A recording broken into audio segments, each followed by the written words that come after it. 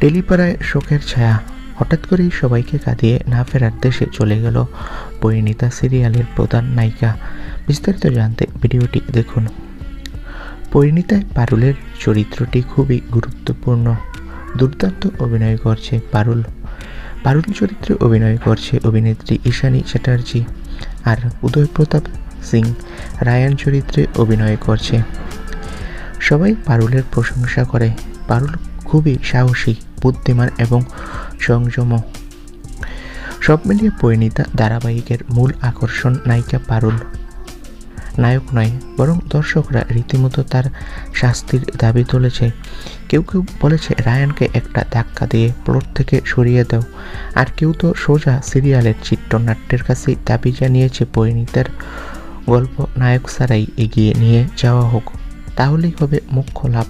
এখন দেখার নির্মাতারা এই ট্রোলের প্রতিক্রিয়া নিয়ে কিছু পরিবর্তন করেন কিনা।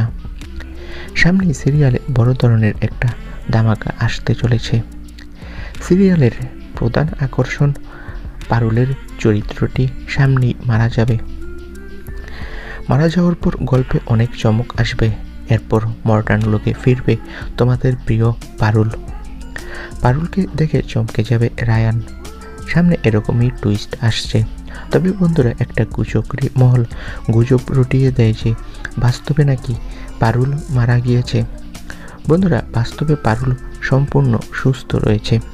আসলে সামনেই পরিণীতা ধারাবাহিকে পারুলের চরিত্রটি মারা গিয়ে আবারও নতুন লোকে ফিরবে।